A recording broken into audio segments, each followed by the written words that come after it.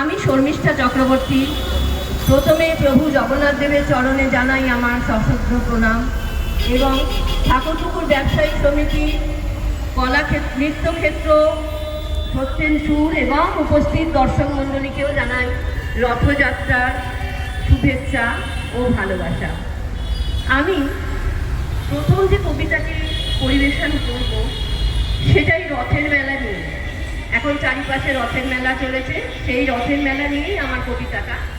রথের মেলায় যায়নি যারা, কবি অনির্বাণ ঘোষ। আষাঢ় মানে আকাশ বেজায় খামখেয়ালি দুষ্টু ভাই, কখনো থাকে শান্ত, কখনো ঝমঝমিয়ে জড়ায় ভাই। রথ মানে তো বৃষ্টি, পায়ে প্যাচ পেঁচিয়ে উঠবে কাদা, সেইখানেই তো রথের মেলার আসল মজা লুকিয়ে দাদা।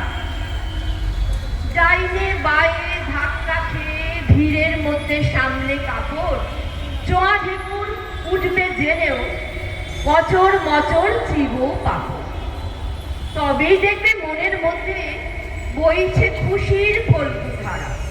এমন খুশি টের পাবে না রথের মেলায় যায়নি যারা। হয়তো নাতির হাতটি ধরে ভিড়ের মধ্যে যাচ্ছে দাদু, তার মনেও তখন যেন হারিয়ে যাওয়া কি এক জাদু। ছোট্টবেলার চড়বড়ি সেই ঝাঁকের গাড়ি, পাতার বাঁশি, দাদুর ঠোঁটের প্রান্তে তখন ঢেউ ঠেলে যায় আলতো হাসি। ফুচকাতে ঝাল, দোকান গরম, নেই পরোয়া কিচ্ছু তাতে, খেতেই পারো টক মেশানো ঘুগনি চেটে শাল পাতা।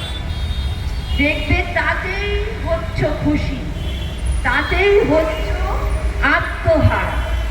এমন খুশি টের পাবে না রথের মেলায় যায়নি যারা।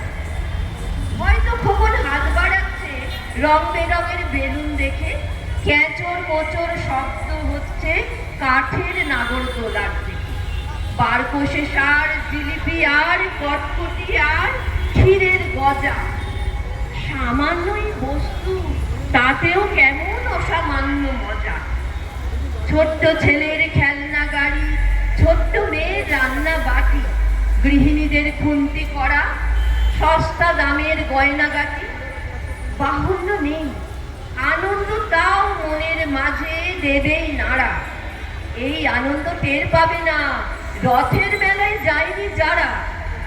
ভিড় কি তোমার পছন্দ নয়? খেয়াল খুশির বৃষ্টি বলে খুব কি তুমি বিরক্ত হও? রসাস্বাদন থাক তাহলে। এমন রসের লোভী সবাই ভিড়ের মধ্যে খাচ্ছে খাবি। মা চেঁচাচ্ছে, বিঘ্ন সোনা হাত ছাড়িস নে, হারিয়ে যাবি। ভিড় উঠেছে রঙিন হয়ে, সবার মুখেই খুশির হাসি। কোলাহলের মধ্যে হঠাৎ ভ্যাপর ভ্যাপর বাজায় বাঁশি। সেই আনন্দ মনের মধ্যে দেখবে কেমন দেয় ইশারা। এই আনন্দ টের পাবে না রথের মেলায় যায়নি যারা।